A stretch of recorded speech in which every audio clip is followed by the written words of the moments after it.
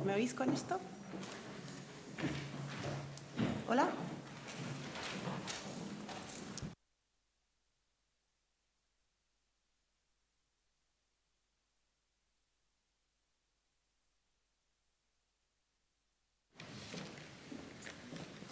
Si hace falta, quizá, ¿queréis que hable con esto? Vale, pues me voy a quitar todos estos chismes. Ah, vale, que ahora funciona, vale. Bueno, buenos días a todos. Soy Izaskun Lacunza. Como decía Lorenzo, trabajo en la Fundación Española para la Ciencia y la Tecnología. Y hoy os voy a hablar de algunas políticas europeas y de iniciativas europeas que están diseñadas para mejorar la vida de los investigadores. Y procuraré daros algunos consejillos sobre cómo podéis enfrentaros a vuestra carrera y qué herramientas podéis utilizar. Antes de hablar de Euraccess, que es esa gran iniciativa que, como os digo, pretende mejorar la vida de los investigadores en Europa, tenemos que hablar antes de la gran visión de la Unión Europea con respecto a la ciencia. No sé si habéis oído hablar de ERA, que es el European Research Area, que, como os digo, es esa gran idea que tiene la Unión Europea de cómo debería ser el espacio europeo de investigación. Tiene muchos pilares, pero uno de los más importantes para vosotros aquí tiene que ver con cómo concibe el mercado de la investigación en Europa. Y ese mercado tiene que ser un mercado abierto, transparente y basado en mérito, con unos investigadores plenamente desarrollados y con un amplio abanico de opciones. Esta gran idea, que puede ser así un poco grandilocuente, es muy importante porque todavía la Unión Europea y los Estados miembros son conscientes de que hay un montón de barreras culturales y legales que impiden que los investigadores puedan moverse por Europa de forma libre y que se desarrollen plenamente. Entonces, con esta gran visión en la cabeza de la Unión Europea de un mercado realmente abierto y transparente y basado en mérito, lo que ha hecho es poner algunas herramientas y algunas políticas públicas que faciliten la creación de este gran espacio. Casi todo lo que hace la Comisión Europea en temas de políticas públicas en I+D+I tienen esto en la cabeza. Y os he puesto aquí un montón de herramientas que tiene para ello. El propio Horizonte 2020, que es un programa de financiación de la investigación, tiene en la cabeza la creación de este espacio.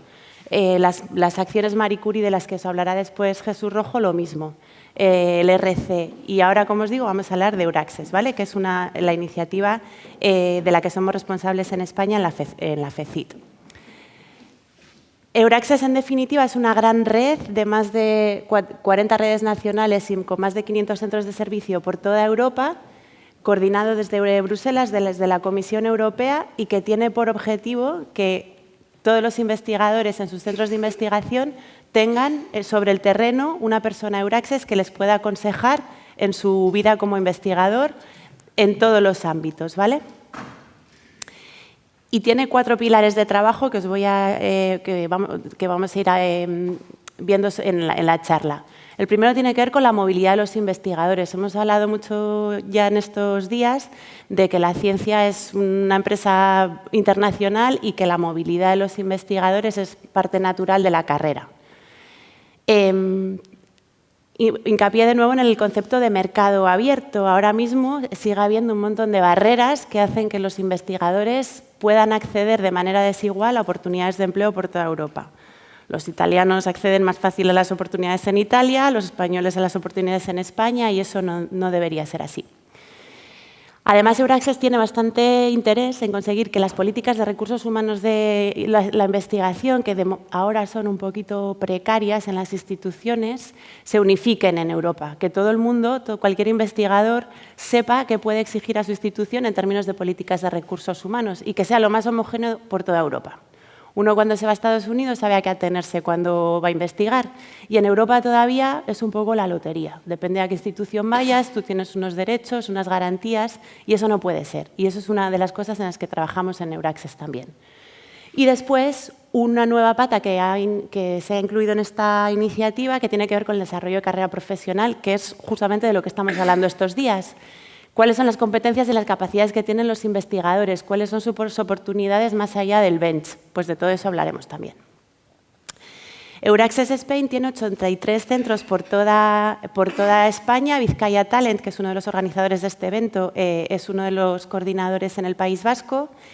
Y lo que hacen estas oficinas que están en el terreno es ayudar a los investigadores de terceros países, sobre todo, que no son de la Unión Europea, con sus visados, con las parejas que vienen para ayudarles a buscar un empleo, con homologaciones de títulos, con todo el infierno que supone mudarse a otro país. Eso es lo que hacen los centros Euraccess.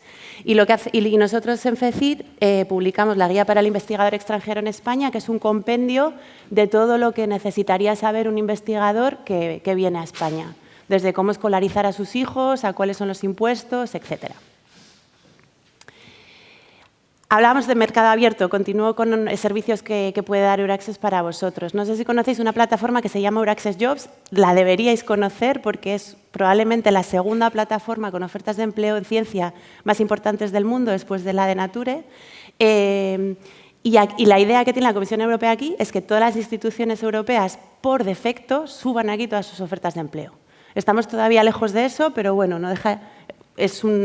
como os digo, una gran idea que tiene la Comisión, pero ahora mismo hay más de 11.000 ofertas de empleo por toda Europa y más allá.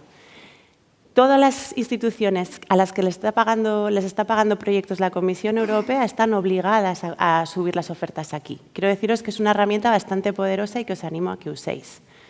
En la búsqueda de ayer había 259 oportunidades de empleo en España. Y esta es un poco la pinta que tiene. Es una plataforma de búsqueda de empleo como cualquier otra.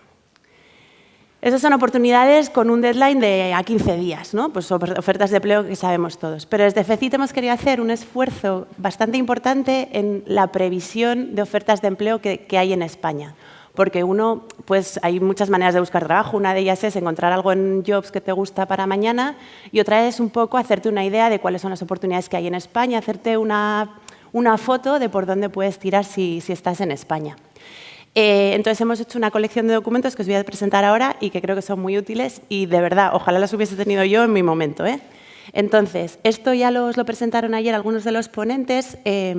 Así visto, a lo mejor tiene una pinta un poco confusa, pero tenemos los documentos en la puerta y lo que hemos intentado aquí es identificar todas las oportunidades europeas, nacionales, regionales y de instituciones privadas que tenéis para hacer investigación en España en todas las fases de la carrera investigadora.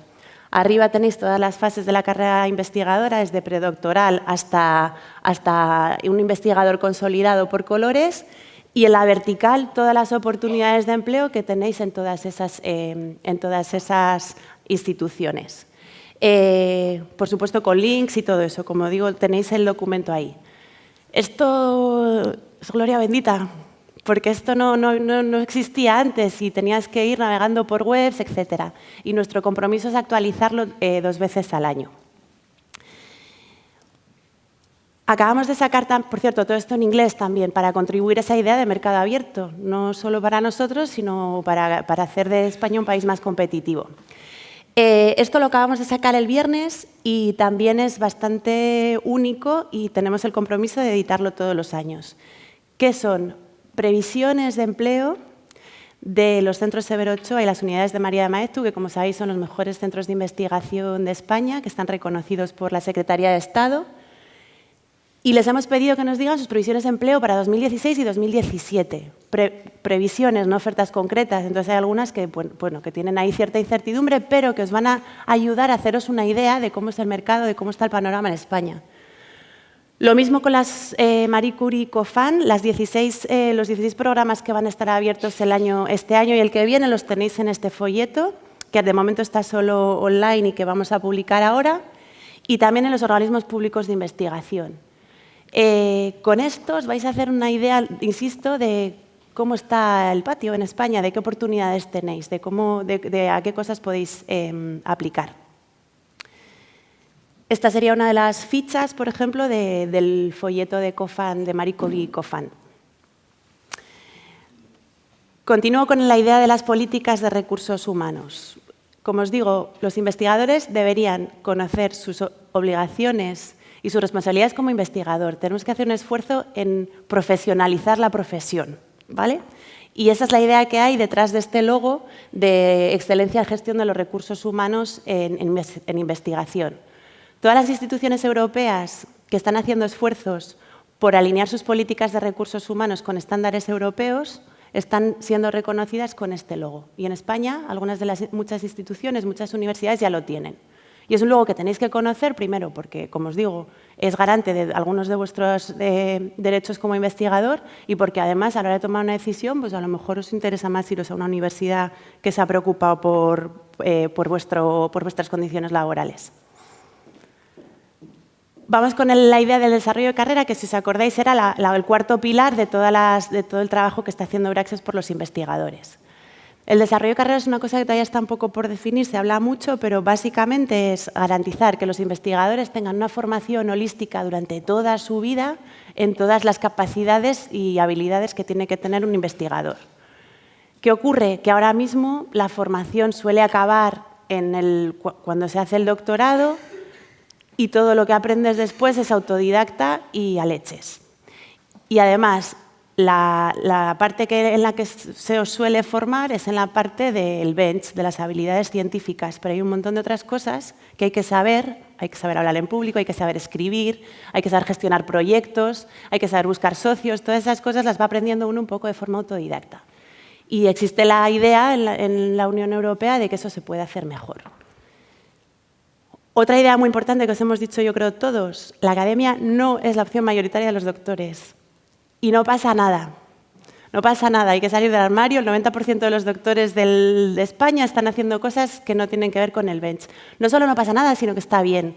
De hecho, la mitad de nuestro equipo en FECIT son doctores que están en embajadas de España tratando de mejorar la política exterior española en términos de ciencia, porque creemos de verdad que la ciencia tiene que estar en las decisiones políticas para tener un debate político más ilustrado, que mejoran las relaciones internacionales entre países, no pasa nada, pero hay que saberlo, y hay que saberlo desde el principio para ir formándote adecuadamente.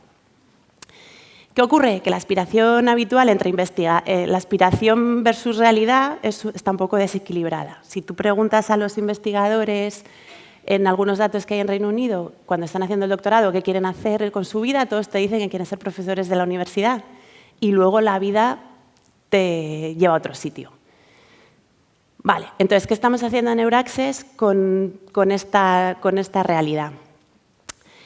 Queremos que el desarrollo de la carrera científica esté en la agenda política, se piense sobre eso, que las escuelas de doctorado piensen de verdad si están formando bien a los doctores, si no, lo mismo con las universidades. Que vosotros, los investigadores, seáis conscientes de vuestras capacidades. Muchas veces uno, cuando está en el laboratorio, se cree que solo sabe de su molécula y no ha hecho una reflexión de todas las habilidades horizontales que has adquirido cuando estás en el laboratorio, que son muchísimas. Que haya información disponible para todos vosotros. Parte de eso es lo que estamos haciendo hoy aquí. Que haya material para que reflexionéis, para que os forméis, que haya información. Y que se cambien todas las dinámicas de formación que tenemos ahora mismo sobre la mesa. Ahondando en esto, este mapa enorme, que bueno, sé que no lo podéis leer, pero un poco para que os hagáis una idea, es una reflexión de los británicos sobre todas las habilidades y competencias que tiene un investigador, dividida por cuadrantes. Luego, si queréis, le echéis un vistazo detallado. Pero para que os hagáis una idea, el cuadrante azul cielo es el que tendría que ver con las habilidades científico-técnicas. Y todo lo demás son otras cosas. Otras cosas que, insisto, no nos forman, no nos reflexionamos sobre ellos, etc. Y como hay esa obsesión por los papers y la producción científica, se mida cómo de bueno es un científico o cómo de malo por cómo produce, pero no sobre cómo gestiona sus equipos, cómo lidera, cómo se involucra con el público, etc. Y todo eso es lo que tenemos que cambiar. Hay que hacer una formación mucho más holística. Entonces, en Euraccess la idea que estamos haciendo con diferentes proyectos europeos es trabajar sobre eso y que haya cada vez más material disponible para vosotros para reflexionar. De momento, una de las primeras cosas que se ha publicado es el No Limits Tool. Hay algunas herramientas también parecidas a estas en instituciones privadas. Esta es la primera pública que yo sepa, que os invito a visitar. ¿Y qué es? Una herramienta online de una primera reflexión de quién eres como profesional, qué se te da bien, qué no, en qué cosas tienes que mejorar tu formación. Te recomienda un poco por tus patrones y tus habilidades por dónde deberías tirar como científico, porque, como decía Lorenzo, hay muchos tipos de científicos, no solo el del bench. Y otra de las cosas que estamos haciendo es esto que estamos haciendo hoy, que vamos a hacer en 2017, vamos a hacer 5 Career Days por toda España, con la idea de que tengáis toda la información posible, mandaros el mensaje de que hay vida después de la academia y además se puede ser muy feliz, y que las competencias de los investigadores no son solo útiles en la investigación, sino en muchas otras cosas. Vale, y ahora una petición que os hago. Todos los datos que tenemos sobre aspiraciones profesionales, por dónde tira la gente cuando tiene el doctorado y tal, son de Reino Unido. Apenas tenemos información en España. Entonces, como con estos Career Days que estamos haciendo por toda España, calculamos que vamos a llegar a unos 1000 doctorandos o jóvenes investigadores, os vamos a pasar una encuesta bastante completa para empezar a tener datos en España de cómo está la carrera. Entonces, el jueves os mandaremos una encuesta que os pedimos que encarecidamente contestéis para empezar a hacernos una idea de cuál es el perfil profesional, cuáles son vuestras expectativas profesionales, cómo percibís vuestras propias competencias, cómo de cómodos o incómodos os sentís al hacer una entrevista de trabajo que no sea de investigación, etc. Así que, como os digo, os pediría que la contestarais, porque van a ser datos súper útiles que, por supuesto, haremos públicos. Y ya para terminar, mis consejos un poco el extracto de todo lo que os he ido contando.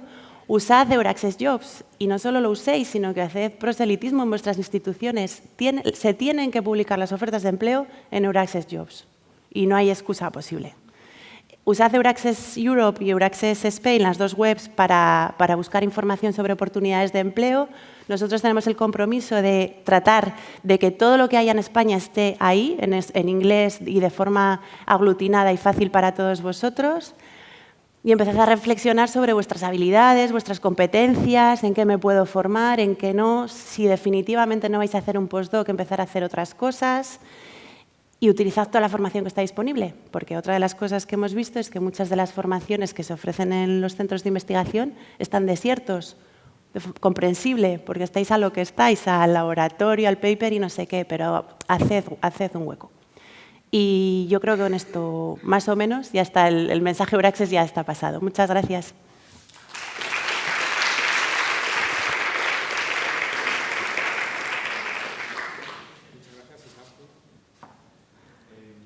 ¿Pregunta del público? Sí.